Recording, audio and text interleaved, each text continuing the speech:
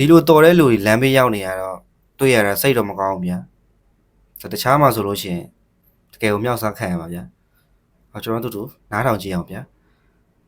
ဒီငယ်ရဆိုလို့ရှိရင်တော့ဈေးထဲတွေတို့ပွဲစည်းမှာတို့ကျွန်တော်တွေ့ဘူးပဲဗျာတကယ်တော်ကြတယ်ဗျာ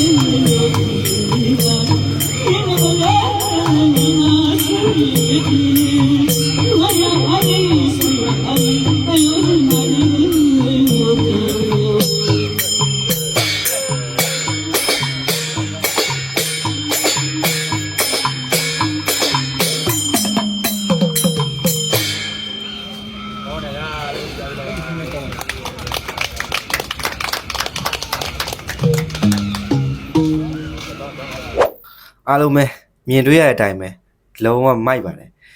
ကျွန်တော်သိရတဲ့လောက်ဆိုရင်တော့ဒီဦးလေးရတာအရင်တော့သူစိုင်းထဲမှာတီးတဲ့လူတယောက်ပဲဗျာဒါကားတိုက်ပြီးတော့6လောက်တစ်ခုဖြစ်သွားတယ်အဲ့ဒါမတန်တော့ဘူးဗျာ6လောက်မတန်တော့ဆိုတော့ဒါသူလမ်းဘေးမှာတီးတဲ့လူဖြစ်သွားဗျာတကယ်စိတ်မကောင်းဘူးဗျာဒါအဲ့တော့တွေးလို့ရှိရင်လည်းကိုနေလိုက်ကြပါအောင်အားလုံးပဲအဆုံးထိကြည့်ပြီးတော့ကျေးဇူးအများကြီးတင်ပါတယ်ဗျာ